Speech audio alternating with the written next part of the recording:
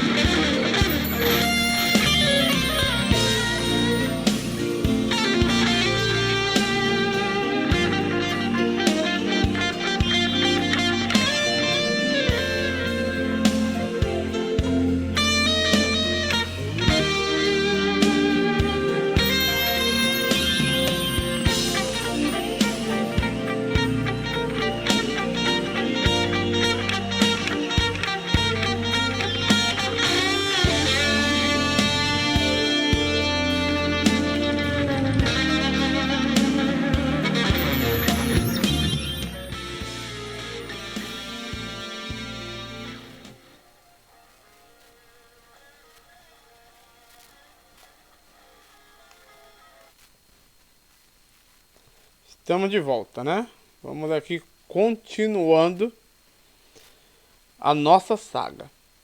E pessoal, vamos ler aqui a nossa querida amiga Aline. Ela falou o seguinte: ela falou assim, Adelmo, eu tô com alguns problemas, ainda mais quando vou evangelizar. Esses dias até me chamaram de filha do diabo mentirosa. Hoje em dia há uma resistência à pregação do evangelho. É o fim do mundo que está às portas. Eu fui pregar sobre Gênesis, que Noé era o pregoeiro da justiça. Noé pregava para as pessoas ali, enquanto construía a arca, para que se arrependessem. As pessoas não se arrependeram e por isso veio o juízo de Deus sobre elas. E as pessoas que estavam comigo disseram que eu estava equivocada, que eu não li a Bíblia nenhuma e que eu era mentirosa. Consequentemente, filha do diabo, já que eu digo para todo mundo que quem mente é filho do diabo. E aí, você acha o que sobre isso? É complicado, preste atenção. Nós estamos vivendo um momento diferente. Alguns religiosos não gostam, os líderes não gostam. Eu penso totalmente diferente. Talvez por eu não ser um pastor, talvez por eu não ser um seminarista, talvez por eu ver a religião de outra maneira. Eu sou aquela pessoa que você chamaria de religioso. Não tenho problema com isso. A gente fala assim, eu não sou religioso. Tá fazendo o que na religião então? Fica em casa então. Já que não quer ser religioso. Eu sou o contrário, eu sou religioso e não tenho problema contra isso. Agora, essa questão toda, esse enfrentamento que nós estamos vendo da sociedade com algumas pessoas, o crescimento do ateísmo, às vezes, se a gente for realmente botar ali uma lente de aumento, foi criado pela maioria dos cristãos, principalmente evangélicos.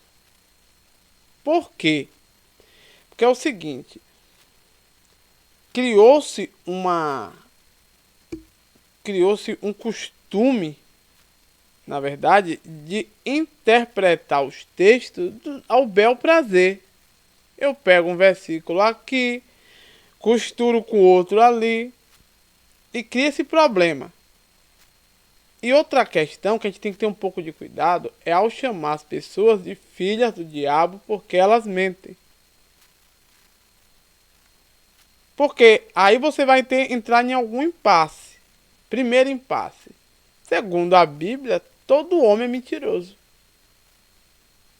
Vai ter os níveis, né? Tem gente que mente hoje, não mente sempre, geralmente ele tenta falar a verdade. E outros mente descaradamente, igual trocar de camisa, beber água, a mesma coisa, né? Jesus já falou que o homem é mentiroso. E aí? Então todos nós somos filhos do diabo, inclusive você? E você falou que pregou sobre essa questão de Noé. Então, vamos lá. Vamos tentar arrumar essa baguncinha rápida. Vamos tentar fazer um vídeo aí de uns 20 minutos. Bora ver se a gente consegue. Em primeiro lugar, realmente eu nunca vi dizer no livro de Gênesis, capítulo 6, que Noé pregava para as pessoas se arrependerem. Ele passou alguns anos construindo a arca e ali ele batia um martelozinho e falava: arrependa que é chegado o reino de Deus. Pelo que me consta, posso estar enganado? Posso. Pelo que me consta, pelo que eu li até hoje, pelo que eu li até hoje, o que eu sei é que Deus deu um juízo sobre a humanidade naquele dia. E nada tirou o juízo que ele deu.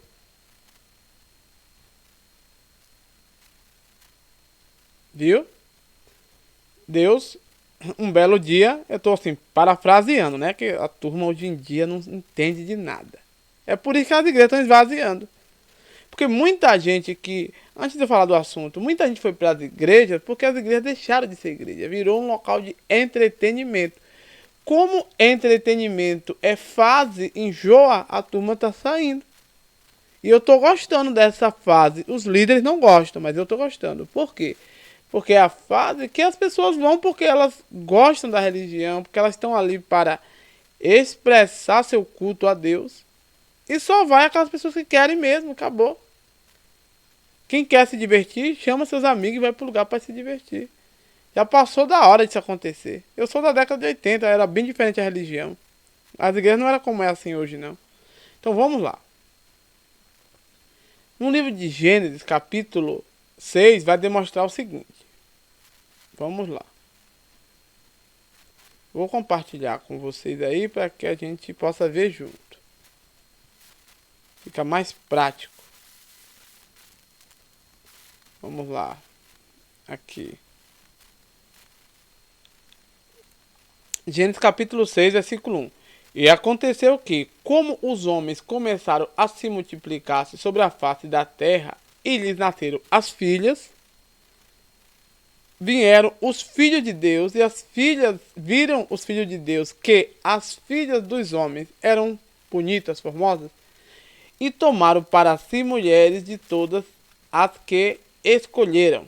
Então disse o Senhor: não contenderá o meu espírito para sempre com o homem, porque ele também é carne. Porém, os seus dias serão 120 anos. Havia naqueles dias nefelins na terra. Não vou botar gigante, eu não sei se era gigante. Lá não está dizendo que era gigante. E também depois, quando os filhos de Deus entraram as filhas dos homens, e delas geraram filhos.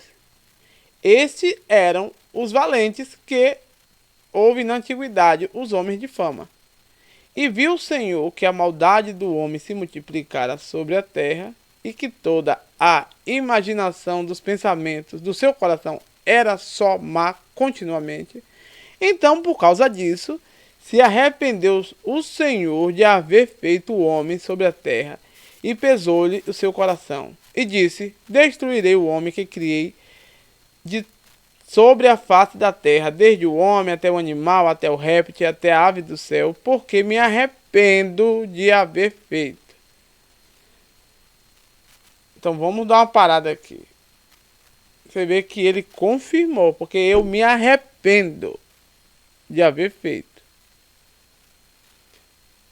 Por aí, a gente já sabe que é um decreto.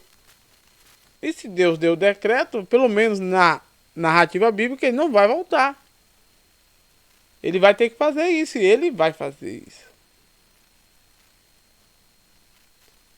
E durante toda essa narrativa de Gênesis, pelo menos capítulo 6, ele não diz que é para Noé tentar mudar o pensamento de alguém, não. Ele, na verdade, que é essa parte que a gente vai ver aqui agora, lembrando que eu só vou falar sobre esse assunto. Eu não vou falar sobre as filhas dos homens, as filhas de Deus, para vocês não endoidarem agora. Eu quero falar sobre isso que a moça perguntou. Então vamos lá, só para vocês terem uma noção do que a gente tem que falar. Noé, porém, achou graça aos olhos do Senhor. Aí fala da geração de Noé, que ele teve os filhos, né? Ele andava com Deus, teve filhos sem canja a fé. A terra, porém, estava corrompida diante da face de Deus, e encheu-se a terra de violência. E viu Deus a terra, e eis que estava corrompida, porque toda a carne havia se corrompido o seu caminho sobre a terra. Então disse Deus a Noé: o fim de toda a carne é vindo perante minha face, porque a terra está cheia de violência. Eis o que os desfarei com a terra. Pronto. Mesmo depois de ter falado sobre Noé, Deus volta e diz que ele vai desfazer a terra.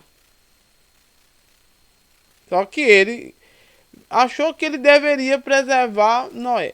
Por quê? Porque ele é o mais bonito, porque ele é o melhor, ele é o bonzão. Não é isso. À visto os homens que estavam ali corrompidos, Noé era o menos. E Deus resolveu ter misericórdia de Noé. Não é porque Noé era o bonzão. Não é à toa que quem vai trazer de novo essa confusão toda é o próprio Noé, quando sai da arca. A primeira coisa que Noé faz é criar uma vinha e tomar um porre. Por mais que alguém queira condenar o filho de Noé, né, o Cã, quem ficou ali fazendo vexame, quem se embriagou foi Noé. A gente quer passar pano pelo que Noé fez. Quando a gente quer condenar as bebidas, a gente esquece desse versículo. Aí fala dos outros. O vinho é embriagante, é isso, é aquilo, é a causa dos males. Mas quando é para defender Noé, o povo esquece disso. Diz que a culpa é do Cã. Tá vendo? Quando a questão da má intenção, é por isso que as pessoas hoje estão questionando os crentes. Espera ainda, que pensamento duplo é esse? Sabe por que isso acontece? Porque vocês querem sair do texto para explicar do seu jeito, fazendo remendo com outros textos, e cria esse problema. Então, resumindo, para ficar mais prático para a gente, Deus não desistiu não de dar cabo da humanidade e deu cabo dos animais e de tudo ali. Ele mandou Noé fazer a arca, e Noé foi fazendo a arca ali. Não foi nada de avisando, olha, eu vou fazer uma arca e vocês entram comigo. Não. Ele fez a arca, quando terminou a arca, Deus falou, entra logo aí, e Deus mesmo providenciou tudo. Os animais que tinham que entrar na arca entrou, e os que não era para entrar não entrou. Você precisa entender que essa narrativa da sobrevivência ali, ela tem um sentido, que eu não vou falar isso hoje. Você não pode se comportar como um imbecil. Achar que dentro daquela arca foi todos os animais da face da terra. Tinha afundado essa arca, né, gente? Pelo amor de Deus. Né? Foi todas as plantas, todas as árvores. Não é assim que está dizendo o texto. Você vê com esse olhar, parecendo uma criança que está lendo um gibi. A não ser que você ache que a Bíblia é um gibi. Agora, quanto à questão que você está dizendo que ele era o pregador, que Deus fez isso, isso não existe em Gênesis, não. O que eu sei é que nas cartas de Pedro, na primeira e na segunda, ele menciona isso. E na segunda carta de Pedro, ele diz que que Noé era o pregoeiro da justiça. Mas isso não está dizendo que ele estava pregando. Quando eu falo que alguém é o pregoeiro da justiça, que não é nem esse termo que está lá também, mas foi traduzido assim, não é que ele estava pregando para as pessoas.